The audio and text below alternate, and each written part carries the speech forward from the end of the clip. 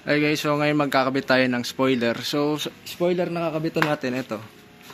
Napinturahan na natin siya. Body color. Ayan. Body color na tong Avanza. Tapos yung markings natin, ganito natin ginawa. Ayan. So dito, pinantay muna natin dito yung itong mga guide natin. Ayan. So dito, hindi ko na napakita yung kung paano natin siya ginaid. Ayan.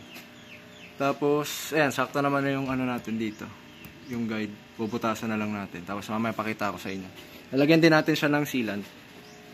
Para at least, kahit umulan, may protection pa rin sa, sa kalawang. So, ayan. Bubutas muna tayo. Tutulungan tayo ni Marco. So, ayan, tapos na natin ikabit yung, yung spoiler. So, ito, pininturahan natin siya ng ganito, body color. Tapos nilagyan na rin pala natin siya ng black sealant. Yung black sealant natin guys, tsura. Ayan. Tapos, yan.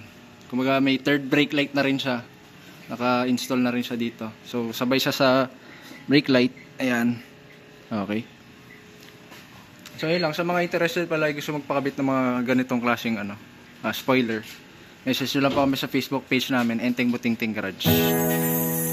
Thank you.